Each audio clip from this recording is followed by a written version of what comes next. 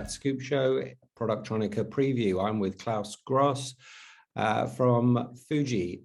Klaus, thanks for joining me. You've already got trucks loaded. You've already got machines on the way arriving in Munich. Not very long now until the show. How are you feeling about it? It's been the strangest couple of years since we were last at Productronica together. Unfortunately, I won't be there this time. How are you feeling about the preparation and your expectations of the show? Yes, it's really a very special show this year. First of all, I'm very happy to have this show still face to face. And we are all happy to meet not all customers, but many customers, hopefully. And unfortunately, the Corona figures from the incidence number and so on getting significant high in the moment. And we have to care about this hygienic concept very carefully. And with all these regulations and conditions of this hygienic concepts, we are quite sure to go through the show very safe. And we are happy that this year we can have this face-to-face show, even with some restriction. Doesn't matter. Yeah, we can meet our customer personally. This is the most important part. And of course, the show will be different from compared to 2 years ago. Definitely, it will be less customer. Yeah, you think a big difference will be the lack of international visitors, perhaps? Yes. So from my latest information, we expect 50 to 70% from the last Productronica show. So if half of the visitor is coming, it's good. Majority will be Germany, Austria, Switzerland, and West and Eastern Europe as well. So maybe less than 2 years ago, but even some customer we know coming from France, from Spain, from Romania, from Hungary, Eastern Europe, from Poland. So we are very happy about it. The international customer, let's say from US, South America, from Asia, from India, we will miss those customers. Yeah. And from our own organization, we also miss many Japanese. Yeah, so many of your colleagues won't be able to attend. Normally we have 20 plus minus people from Japan. This time only 3. Yeah, it will be strange. It'll be a very different show, and like you say, it'll be lower numbers. And it's curious how Productronica has kind of sat on either side of the crisis. You know, we had very much the benchmark in 2019. The market was riding high, everything was going swimmingly, and then we have the arrival of COVID-19 in 2020. And because it's a biannual show, there was no need to cancel it last year. So now we're back again, and it's another in-person show, but obviously challenged. How have you coped in those 2 years from a point of view of the market and your business, but also from a point of view of not having the normal trade shows, the normal interaction with your customers? Of course, we had a drop in 2020. This is no secret. We had a significant drop, but we utilize all these saving tools which comes from the government. So it means talking about Fuji Europe, we are using this short-time work. We using the home office. We using that the traveling was almost 99% stopped. And under all these big savings, even the drop, we could finish the fiscal year with black figures. That's good. And this is good. And for me personally, I like to say that also the entire staff, the complete team, all the employees nobody was dismissed for this Corona pandemic. Yeah, crisis. yeah, and that's great. We are happy to have all the people on board, and this was a good decision, because now we feel, even from the beginning of this year, we feel a significant growth back, almost back to the good level. And we need all our stuff for this year, for the installations and for the recovery.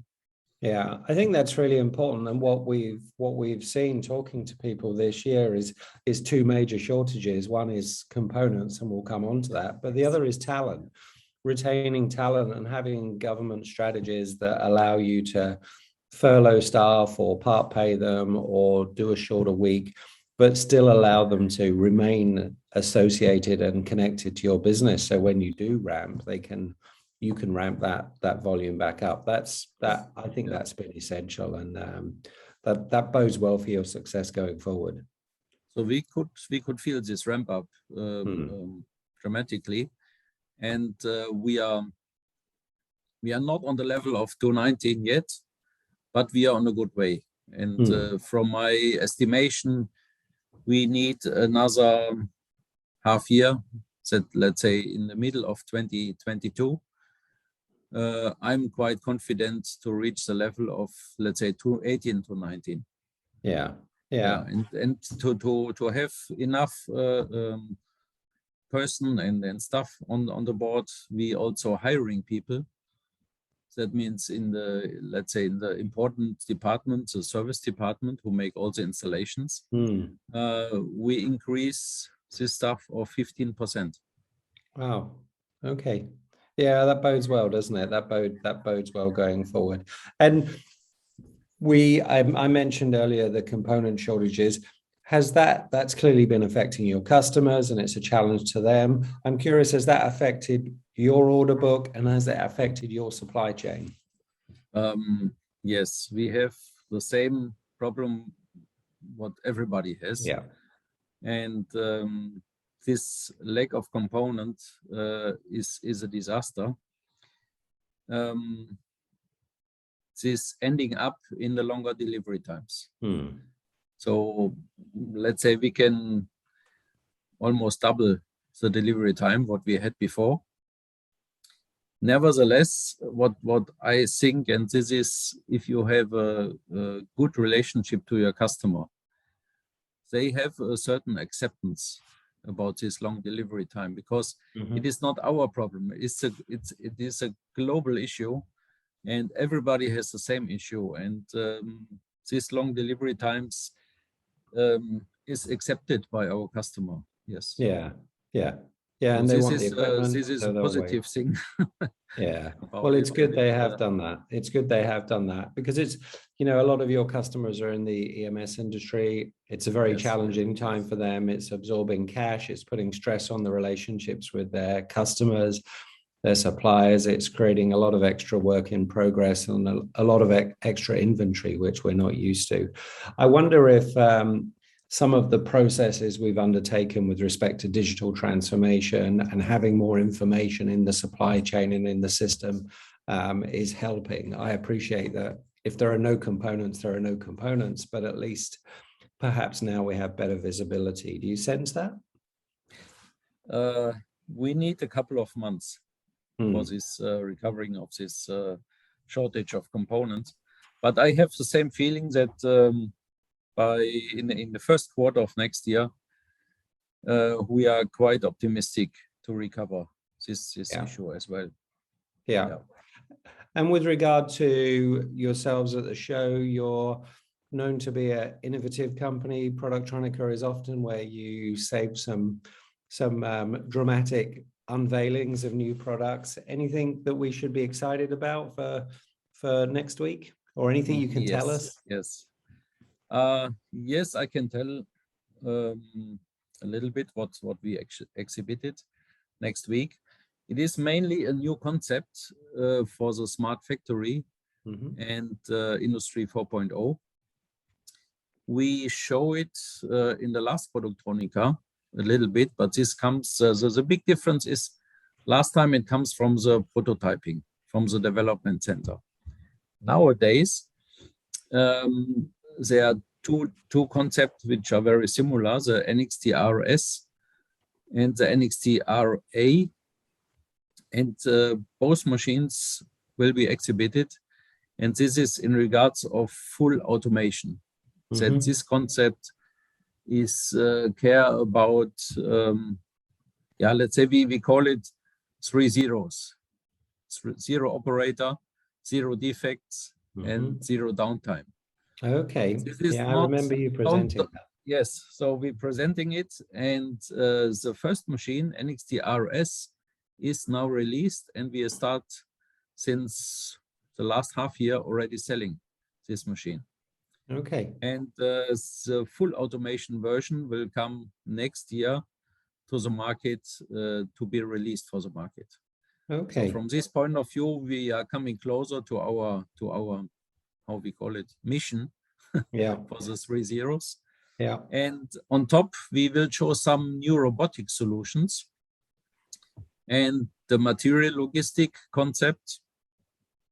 And for the long run, we have a concept to combine all these mentioned machines, that they are working together in the automated mode. So that means the feeder and the component wheel will be connected together automatically. This feeder cassette will be go into the feeder magazine. This magazine will go into the machine automatically, and the machine will handle this feeder cassettes also automatically. Okay. So okay. It's a nice mission for the future. Yeah, and I think it's important. And we've talked a lot over the last, I don't know how many Productronicas about Industry 4.0, and we're starting to see some dividend now. And I think that's quite exciting. But when I look at what's happening with supply chains, I feel there's a real opportunity for Western Europe, particularly, to have a bit of a manufacturing renaissance. People are moving away from excessively long supply chains, perhaps, and I'm seeing more OEMs in Europe wanting to manufacture in Europe. To do that competitively, good automation is going to be really important, isn't it? So you need to make sure that those lines can be automated, they can be efficient, even autonomous in some cases. Is that something that you think your customers are aware of? The customer is aware of, but I feel still a little bit, let's say, hesitating to go this step, because it is a complete new concept and a new step for the customer, and he has to change the complete environment of the production. So it's not just replacing the machine and that's it. So the customer must have a completely new concept, and it is a big step to go into this new, let's say, factory automation environment. But we have a lot of customers who are interested in it. And as you said, mainly coming from Western Europe. Where it's... And we will see by next week what will be the future in 2022. And when it starts, like we start with the NXT-RS, so first machine in this direction, then I'm quite confident that we will have a bright future. Yeah, and I think you're going through the right stages, and people can, they can take on as much automation as they want, piece by piece. Klaus, I've been chatting with various friends about Productronica over the last few weeks, and the topic always comes up: when was your first Productronica? I think mine was 1986 or 87 in the old Messe, which is a long time ago, and I don't think I've missed a Productronica since. So this will be the first one I missed. What about you? When did you first started walking the halls of the Munich Messe? Oh, that's a good question. With Fuji, the first Productronica was 1993.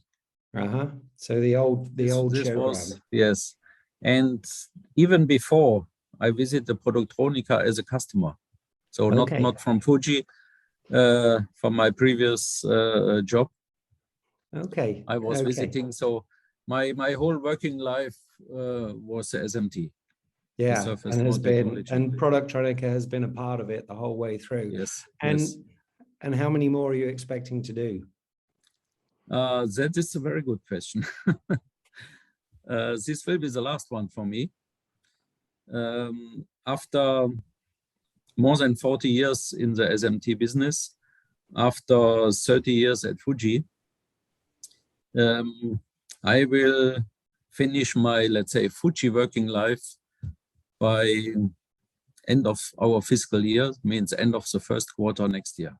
Okay, wow. So from this point of view, I'm very happy to have this last Productronica face-to-face, what I told you in the beginning. And I'm really appreciate to have all long time with Fuji. And I want to take the opportunity to thank, to announce my special thanks to all of our customers, to all of our partner companies, to all our Japanese colleagues, which it was appreciated to work with all the years. And at the end, all the entire Fuji Europe Corporation team to support me and taking care that we have this big success in the last couple of years. Yeah. And everybody was working hard. And I thank you very much for this hard work from everybody. Yeah. Yeah, you know what, Klaus, I'm even more disappointed I'm not going to be there to farewell you properly. Hopefully I'll be in Europe sometime in the first quarter and we'll be able to have a beer before you before you do stand down. But a fantastic tenure that you've had over the business, and great success in that period. So congratulations on that. That's Thank impressive indeed. What's next on the Klaus Gross journey? Is it retirement? Are you going to be spending your time relaxing, hiking, skiing, doing some fun things? Yes. I will go in retirement. And, you know, the last 30 years, Fuji was always priority number one. And in this time, I can say fortunately or unfortunately, I have so many hobbies.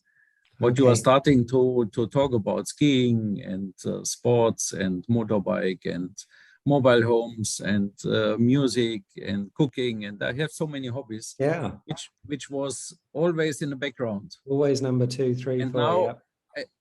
it comes in the foreground, and I have a lot of projects and a lot of things to do for the next couple of years, and I hope I stay healthy the next 25 years. So I'm sure it'll be a nice time.